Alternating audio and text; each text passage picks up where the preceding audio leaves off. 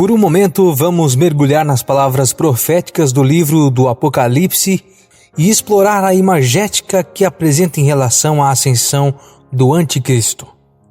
Como crentes, é crucial que compreendamos esses ensinamentos para nos protegermos da decepção e permanecermos firmes em nossa fé. Em Apocalipse capítulo 13, versículos 11 e 12, uma descrição vívida se desenrola, retratando a ascensão do Anticristo ao poder.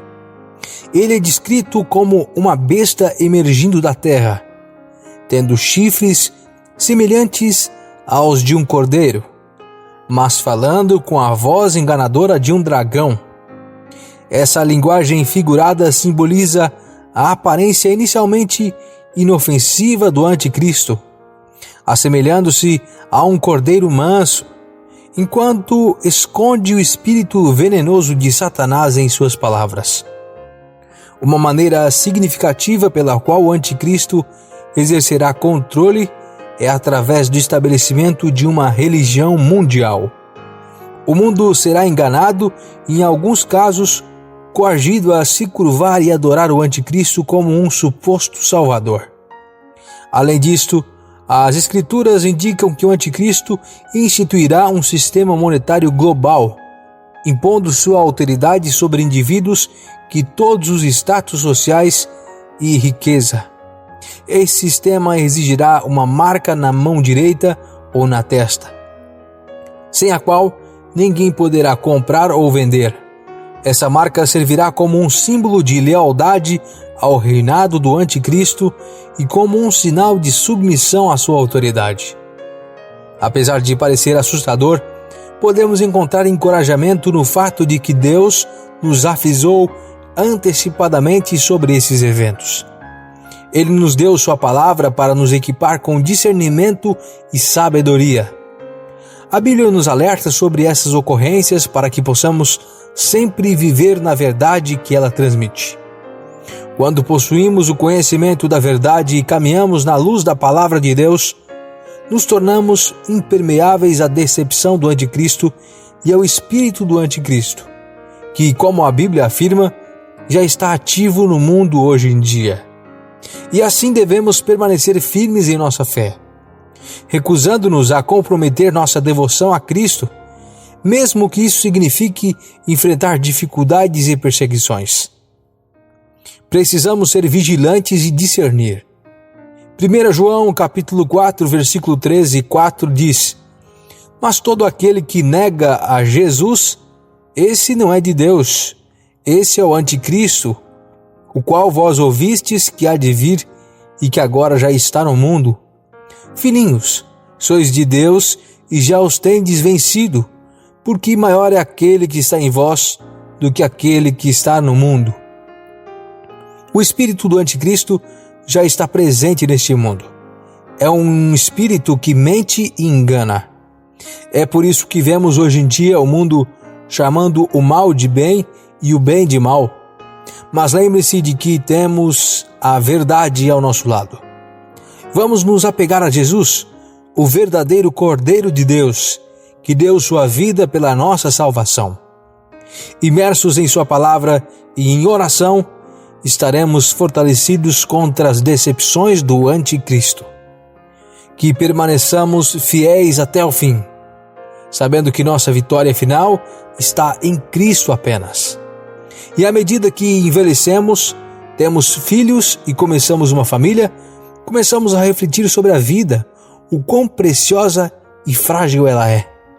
Passamos a pensar sobre quanto tempo temos nessa terra e, mais importante, qual é o nosso destino eterno. Versículos como Hebreus capítulo 9, versículo 27 realmente nos tocam. A Bíblia diz: E como aos homens está ordenado morrerem uma vez, vindo depois disso o juízo. Sabe o que isso me diz? Isso diz que há um dia de prestação de contas. Haverá um dia em que todo crente, todo homem e toda mulher terá que prestar contas por suas ações. Cada um de nós terá que se responsabilizar pelo que fez e pelo que não fez. Teremos que responder por cada palavra que falamos, cada pensamento em nossas mentes, até mesmo por nossas ações e obras. Mateus capítulo 12, versículo 36 diz: Eu vos digo que de toda palavra frívola que proferirem os homens, dela darão conta no dia do juízo. Isso fala sobre prestação de contas. Romanos 14, 12 também nos diz: Assim, pois, cada um de nós dará contas de si mesmo a Deus. Mais uma vez, somos informados de que teremos que prestar contas a Deus. A questão é: como estou vivendo? Estou controlando meus pensamentos? Estou filtrando minhas palavras? Paro, penso e reflito se as palavras que estou prestes a dizer são úteis ou prejudiciais? Você está vivendo de tal forma que sabe que será responsável? 2 Coríntios capítulo 5, versículos 9 a 11 nos lembra: Por isso também nos esforçamos para ser-lhe agradáveis, quer presentes, quer ausentes. Porque importa que todos nós compareçamos perante o tribunal de Cristo, para que cada um receba segundo o bem ou o mal que tiver feito por meio do corpo. Portanto, conhecendo o temor do Senhor, procuramos persuadir os homens, mas a Deus estamos manifestos. E espero que nas vossas consciências estejamos também manifestos. O tribunal de Cristo é onde você será responsabilizado por suas ações, seus pensamentos e suas motivações. Você será responsável por suas obras. Todos nós temos decisões a tomar e tomamos todo tipo de decisões todos os dias, e essas decisões nos afetam de diferentes maneiras. Agora, quero chamar sua atenção para Hebreus capítulo 4, versículo 13, que diz: E não há criatura alguma encoberta diante dele. Antes, todas as coisas estão nuas e patentes aos olhos daquele a quem havemos de prestar contas. Nada está oculto da vista de Deus. Tudo está descoberto e exposto diante dele, a quem devemos prestar contas. Esse versículo nos lembra que Deus vê tudo o que todas as nossas ações, sejam boas ou más, todas as nossas ações realizadas na escuridão ou na luz, tudo será exposto no dia do juízo. Ao refletir sobre esse trecho, lembro-me de uma história que ocorreu durante o tempo do grande dilúvio. Havia um homem chamado Noé, que foi escolhido por Deus para construir uma arca e salvar sua família e os animais do dilúvio iminente. No entanto, as pessoas ao redor não acreditavam nele e continuaram em seus caminhos pecaminosos. Alguns não deram importância às suas palavras porque achavam que era tudo um absurdo. Outros provavelmente pensaram que poderiam escapar do pecado que desfrutavam. No entanto, quando o dilúvio chegou, expôs a maldade em seus corações. Eles tiveram a chance de se arrepender, mas não o fizeram.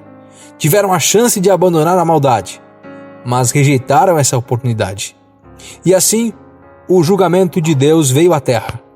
Seu orgulho, ganância, luxúria e pecado os conduziram a um caminho de destruição, e não havia como escapar das consequências de suas ações. Da mesma forma, Hebreus 4,13 nos lembra que tudo o que é feito na escuridão será exposto no dia do juízo.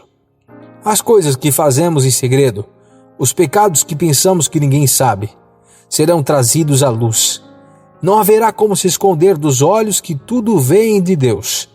Mas, ouça-me bem, se puder me ouvir hoje, ainda há tempo, ainda há uma oportunidade de mudar sua vida. Podemos continuar em nossos caminhos pecaminosos e enfrentar o julgamento de Deus, ou podemos nos voltar para Ele em arrependimento e receber seu perdão e graça. A tradução ampliada de Mateus 7, versículos 13 e 14 diz: Entrem pela porta estreita, pois larga é a porta e amplo o caminho que leva à perdição, e são muitos os que entram por ela. Como é estreita a porta e apertado o caminho que leva à vida, são poucos os que a encontram.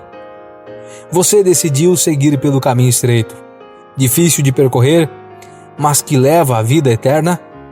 A Bíblia nos diz que são poucos os que o encontram. Ou você decidiu seguir pelo caminho amplo, onde sempre tem tudo do seu jeito, sem limitações? A escolha é sua. Em conclusão, Hebreus 4:13 é um poderoso lembrete de que Deus vê tudo e que todas as nossas ações serão expostas no dia do juízo. A história de Noé nos mostra as consequências do pecado e como ele eventualmente será revelado. Mas como cristãos, temos a esperança da salvação através de Jesus Cristo. Voltemo-nos a Ele em arrependimento, sabendo que Ele é fiel e justo para perdoar nossos pecados e nos purificar de toda injustiça, conforme a Bíblia nos diz. Que vivamos nossas vidas de maneira que honre e glorifique a Deus, sabendo que um dia prestaremos contas por tudo o que fizemos.